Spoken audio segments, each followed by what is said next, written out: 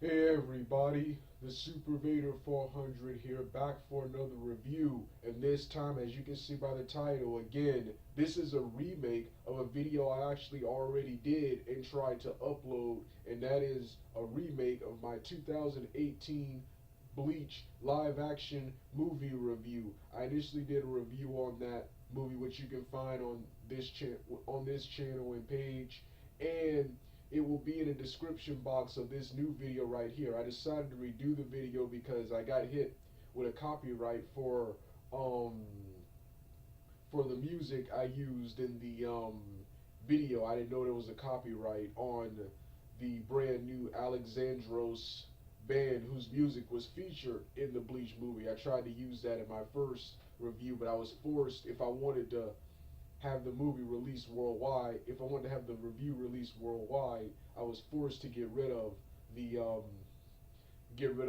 music. So while you'll definitely hear my voice in the video, when you watch that video, you won't hear any of the music because I muted it. So I decided to redo the review and video with a brand new song, and I'm gonna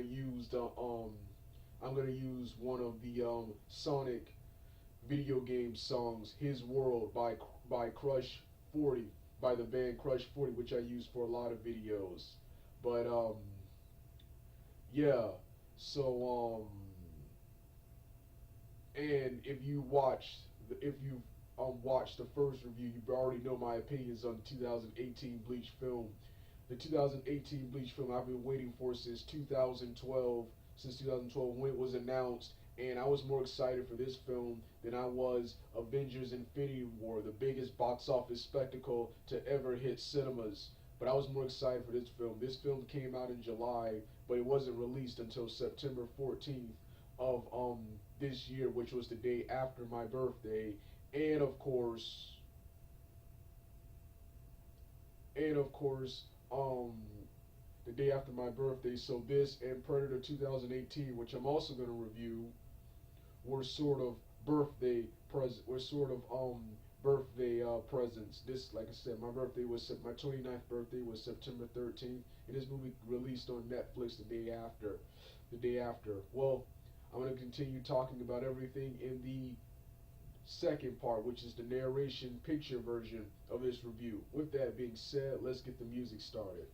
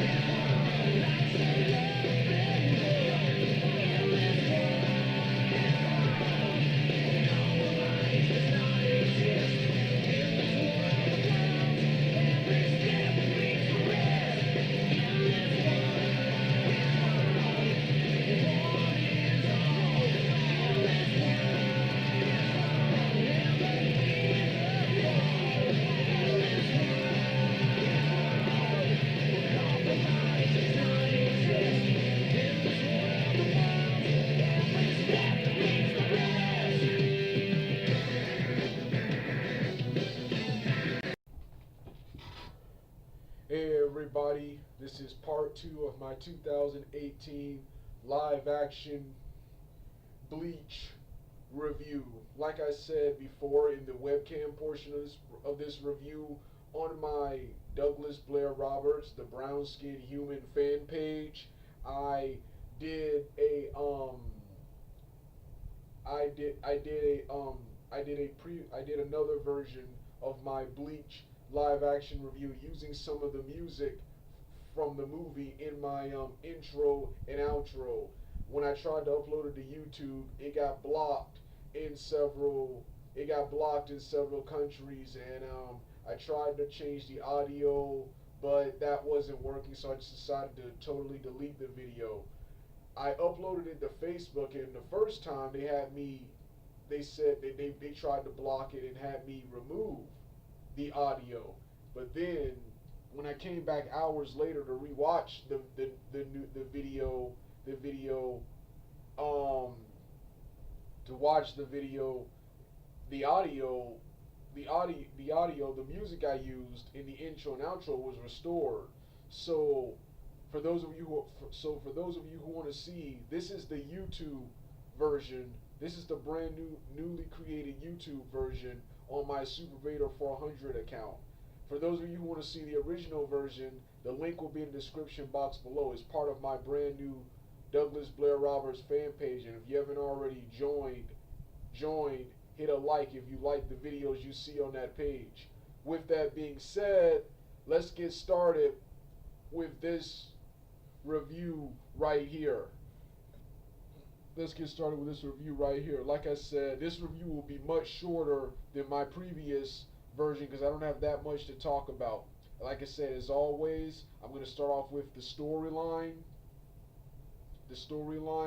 action, characters, and its relation to the source material. I'm also going to give my brief thoughts on the film's box office, and some newly created news that I heard about the sequel to the 2018 Bleach film, which I'm really waiting to hear the news on right now. But with that being said, let's start off with how much I love this film. Like I said, I love this movie. I have been waiting for this movie since it was announced in 2012, and finally it's here. I was more excited for this movie than I was Avengers Infinity War, which I've said it 5 times already, and I will once again say it again. Avengers Infinity War, the biggest box office spectacle to hit cinemas this year, but I was more excited for this movie right here. Was disappointed when I heard that okay, it's gonna get when I saw the Japanese release, but I saw nothing about an English release, and then it said, oh, it's gonna premiere in New York. It's gonna premiere in New York at a special theater in New York. What about where I stay? What about where I stayed? And finally, September 14th, the day after my September 13th birthday, it premiered on Netflix, and I saw it, and I saw the film that following Saturday, and I've been a huge fan ever since. I've already watched the film 7 times, and I'm going to be rewatching it again when I get finished with this review right here. When I get finished with this review right here. But so yeah, one of the best films of all time, and I consider this film to be up there with the great films of today, like the Marvel Cinematic Universe, and the DCEU, and I consider it to be one of, if not the best live action film based on an anime slash manga. They really nailed it. So yeah, let's talk about the story. This film adapts the the Soul Reaper arc, which is the introductory arc where Ichigo meets Rukia, and Rukia gets injured, and Rukia transfers her powers to Ichigo, and Ichigo takes on her duties as Soul Reaper by fighting and killing Hollows. Arc also introduces us to the other characters Ichigo is friends with and meets, such as Chad, Uryu, the Quincy, Orihime,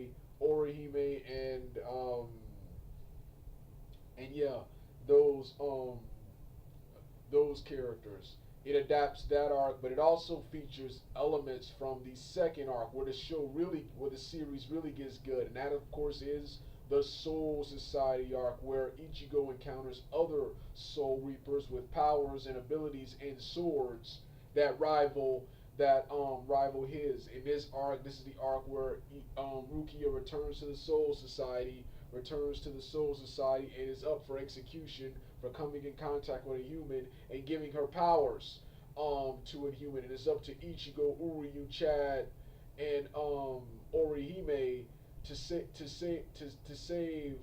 save her and to do that he learns to control his spiritual power, his spirit to access and control his spiritual power from Ushio the a Soul Reaper who was Earth, banished to Earth. So yeah, that's the plot. Just like the live action, just like the first couple of volumes and episodes of the manga and anime, respectively, we're introduced to Ichigo, who has the ability to who can see spirits of who can see the ghosts of the dearly departed. He regularly patrols the area, beating up bullies who disturb the peace, peace. Before that, you see the scene where his mother is killed, where you see his mother is killed by a hollow. Then of course, after we're introduced to Ichigo's friends at school, it immediately cuts to the part where Rukia appears inside Ichigo's house looking for one of the hollows. Ichigo has the ability to see her. Ichigo has the ability to see her, except in the anime and manga, he comically attacks her. Here he threatens and criticizes he criticizes and threatens her and tells her to leave.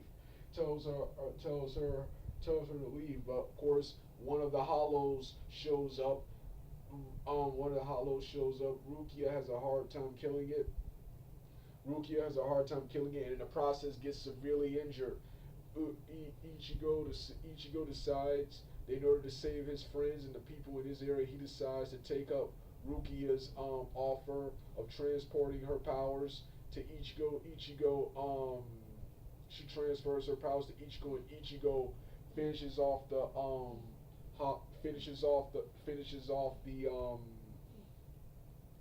hollow, and then the throughout the movie focuses on Ichigo's daily and personal life, while also focusing on his new job as Soul Reaper. Straight out of the manga. Even the scene where whenever there's danger, Rukia puts on a glove, tackles Ichigo's spirit out of his body, his Giga as they call it, and they quickly go to what's his name, and they quickly go to kill they go to quickly fight and kill the Hollows. Um,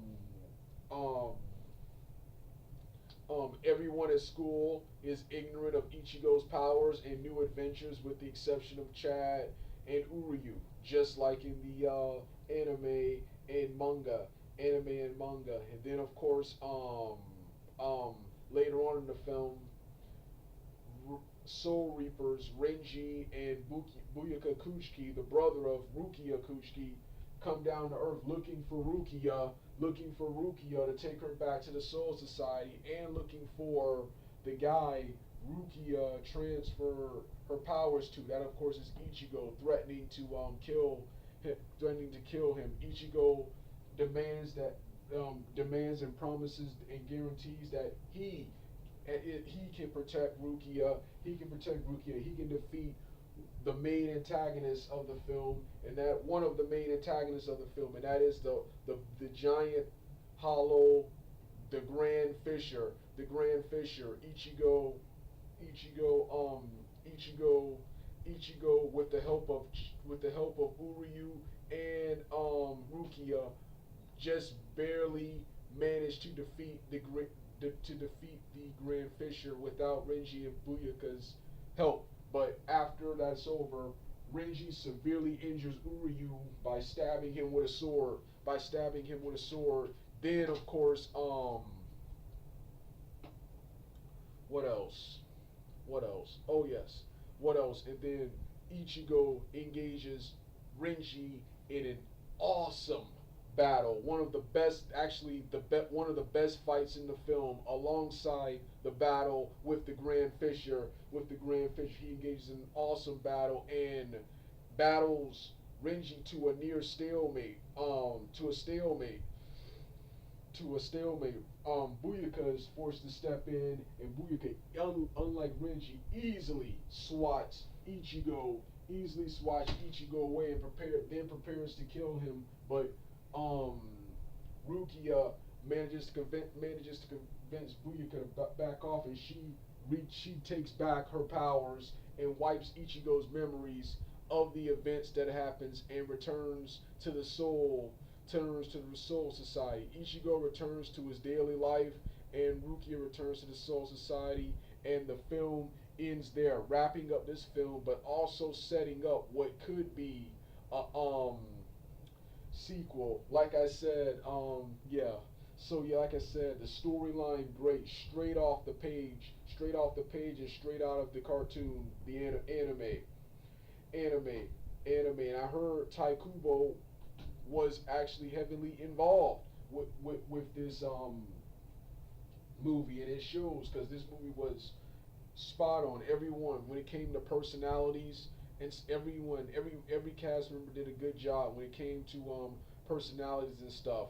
Um, the only cast member I had a problem with were the only cast members I had a problem with were the females, especially the female portraying Rukia. Rukia. Um, the female portraying Rukia, she did a great job, but she did a great job capturing the personality of Rukia, but she was bland, but bland and she was bland and and had really no personality in comparison to how upbeat and animated Rukia is in the anime. She had the same expression, the same blank expression you see in the picture right here on her face throughout the entire film. Throughout the entire film. And that was a problem with all the female characters all the female actors and characters in the film. Orihime did a better job. That woman portraying Orihime did a better job, but the problem with her was um, she wasn't as animated and as comical as Orihime. But everyone did a great job. I was also disappointed that Chad, while the actor portraying Chad did the best he could to capture Chad's personality and even tried to look like him a little bit with the long hair and the long hair covering his eyes and the small goatee, I was disappointed they just found another Asian. They didn't actually bother to the go to Mexico and find someone who looks like Chad. But other than that, yeah, everyone did a good job. Renji and Buyaka and Ichigo, those characters look straight off the page. The actors they got to portray them were awesome and were some of the best in the film. They look straight off the page and straight out of the anime. They lack the size of their anime counterparts. The manga is actually close to what I just close to what you just saw there. So they capture the manga, but the anime looks they don't. The anime characters are much bigger and muscular, much more muscular. But they capture the way the characters look in the manga. The characters are much smaller. So yeah, they look straight off the page. So yeah, and then of course I mentioned the action sequences, the battles with the hollows, the battle with the first battle with the hollow with the badass song. Yeah, the soundtrack performed by the band Alexandros, who performed the theme song Mosquito Bite. They also performed Ichigo's battle theme, which is just titled Milk, because the last verse, which is in English, is All you have to do is drink all your milk. When I heard that song, when I heard that song in the movie, it was both badass, hilarious, and weird at the same time. Weird at the same time. When it got to the end, I expected to hear something epic, and I hear them say, "All you have to do is drink all your milk." So yeah, so that battle. Then of course the final battle. Then the final battles with the Grand Fisher, Renji, and Buyaka, which these battles were of course the best, and it was straight out of the page with Ichigo and Renji using their most powerful Zanbato sword maneuvers. Awesome awesome stuff, man. Then of course so then of course well that was the story, characters, and action. That was the story, characters, and action. Now I talked about how it relates to the source material. Now let's talk about the box office.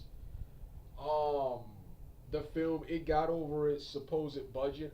I haven't seen the budget yet, but I heard the budget was $300, $300 million, and I'm kind of mad about that because if it is $300 million, I thought it was less than that because the film looks very cheap for a film that was $300 million. That was produced with $300 million. $300 million. The film was kind of cheap.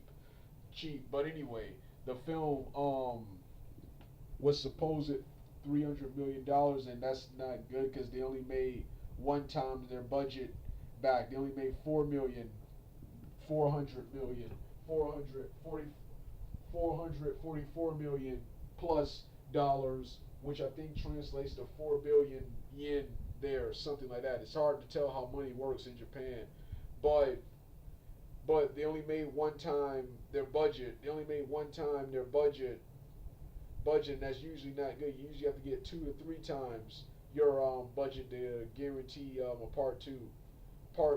So doesn't like there'll be chances of a sequel, but the film had a more positive reception here.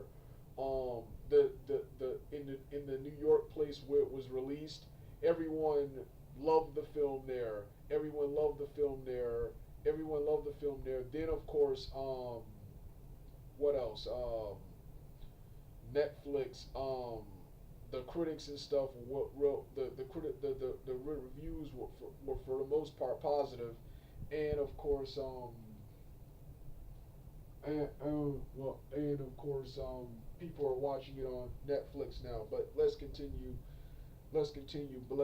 more about the film. Like I said earlier, the film sets up a sequel, but it also works as a standalone film that completely wraps up this film that completely wraps up this film where that completely wraps up on this film and ends this film with just one standalone movie movie movie. So like I said, that's one thing I like. It sets up a sequel, but it also wraps everything up in this film so it can stand on its own So yeah, I hope that they do a sequel. I hope they see how positive the film was released here. See, it's also confusing because this film was only released in Japan and on Netflix here, which meant American theaters, Warner Brothers, who are co-producers of this movie, they don't get much. They didn't get much money from this film, but most of the support